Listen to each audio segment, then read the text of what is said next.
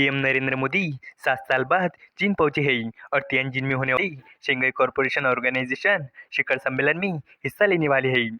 ये दौरा दोनों देशों के रिश्तों में नई शुरुआत माना जा रहा है, लेकिन इसी बीच चीन की कंपनी बाइटडांस ने भारत में हलचल मचा दी है।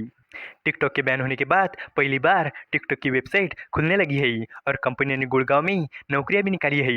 इससे यूजर्स में उम्मीद जगी है कि शायद टिकटॉक भारत में फिर से वापसी कर सकता है। अब सवाल ये है कि क्या सच में टिकटॉक की भारत में वापसी होने वाली है?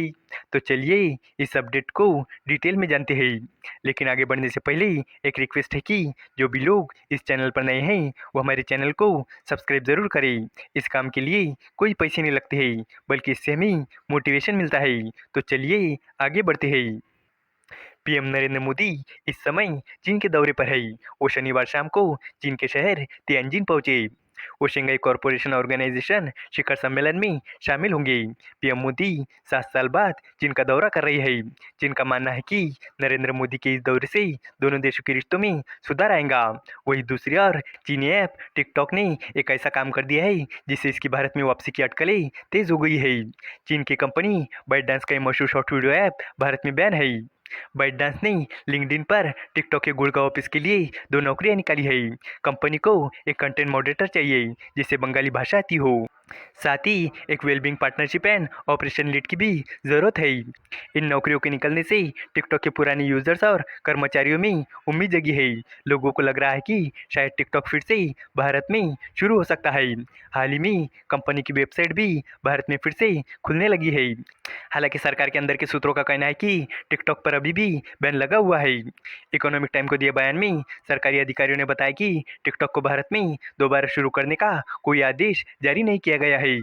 22 अगस्त को भी अधिकारियों ने टिकटॉक के भारत में वापस आने की खबरों का खंडन किया था।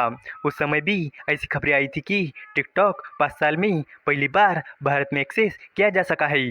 पहले जब टिकटॉक की वेबसाइट खोली जाती थी तो उस पर लिखा आता था कि यह सर्विस भारत में उपलब्ध नहीं है, लेकिन पिछले हफ्ते से डेस्कटॉप पर वेबसाइट खोलने पर कंपनी का अबाउट अस पेज दिखने लगा। हालांकि वीडियो अभी भी नहीं चल रहे थे। शनिवार तक टिकटॉक की मोबाइल वेबसाइट डेस्कटॉप पर भी नहीं खुल रही थी और वीडियो भी नहीं दिख रहे थे। एंड्रॉयड प्ले स्टोर पर भी ऐप डाउनलोड के लिए उपलब्ध नहीं है। आपको बता दूं कि भारत ने जून 2020 में टिकटॉक समेत 58 चीनी ऐप्स को बैन कर दिया था। भारत ने यह फैसला राष्ट्रीय सुरक्षा को खतरे को देखते हुए लिया था। ये फैसला गलवान घाटी में भारत और चीन के सैनिकों के बीच हुई झड़प के बाद लिया गया था। हालांकि हाल के दिनों में भारत और चीन के रिश्तों में सुधार देखने को मिल रहा है और इसकी सबसे बड़ी वजह अमेरिका की ओर से लगाए गए टैरिफ है। अगर ऐप फिर से शुरू हो जाता है तो कंपनी को भारत में कारोबार करने का फिर से मौका मिल जाएगा। पहले कंपनी के रेवेन्यू में टिकटॉक का काफ़ी योगदान रहा है।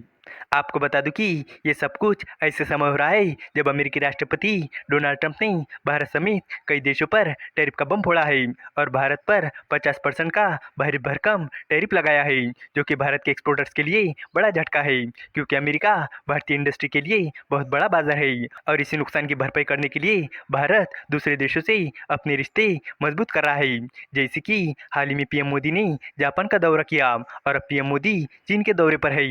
इसके अलावा आपको बता दूं कि अमेरिका की एक फेडरल कोर्ट ने अमेरिकी राष्ट्रपति डोनाल्ड ट्रंप के टैरिफ को गैरकानूनी बताया है। अदालत ने कहा कि ट्रेड डिफिसिट और बॉर्डर इशू को नेशनल इमरजेंसी बताकर अपनी ताकत का दुरुपयोग किया गया है। अदालत ने कहा कि फिलहाल टैरिफ लागू रहेंगे। ट्रंप प्रशासन को सुप्रीम कोर्ट में अपील करने का मौका है, यानी व्यापारी, कंज्यूमर और भारत समेत बाकी देश अब भी लागू टैरिफ के असर में है। हालांकि ट्रंप पर दबाव बढ़ गया है। अमेरिकी संसद में विदेशी मामलों की कमेटी ट्रंप के टैरिफ पर एक्शन ले सकती है। इसके अलावा टैरिफ ट्रंप का सबसे बड़ा नेगोशिएशन हथियार रहा है। वो देशों को भारी टैरिफ की धमकी देकर समझौते करवाते रही है।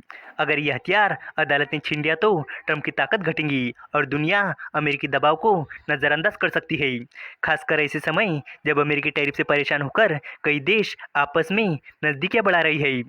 ट्रंप ने सुप्रीम कोर्ट जाने का ऐलान किया है। उन्होंने चेतावनी दी है कि अगर ये फैसला उनके खिलाफ गया तो ये अमेरिका को तबाह कर देगा। अगर सुप्रीम कोर्ट ट्रंप का साथ देता है तो टैरिफ बने रहेंगे, नहीं तो अरबों डॉलर लौटाने होंगे और अमेरिका को नई व्यापार नीति बनानी पड़ेगी। ट्रंप की अदालत में हार के बाद भी टैरिफ बढ़ाने के विकल्प होंगे, लेकिन ये सीमित होंगे। इस वीडियो का कंक्लूजन यही है कि भारत, चीन और अमेरिका के बीच मौजूदा हालत ने अंतर्राष्ट्रीय राजनीति और कारोबार को एक नए मोड़ पर ला खड़ा किया है। एक और पीएम मोदी का चीन दौरा दोनों देशों के रिश्तों में नई शुरुआत की उम्मीद जगा रहा है। वही टिकटॉक की संभावित वापसी भारत में डिजिटल दुनिया को फिर से हिला सकता है। दूसरी ओर ट्रंप के टैरिफ ने वैश्विक व्यापार को अस्थिर कर दिया है और अदालत के फैसले ने अनिश्चितता और बढ़ा दी है।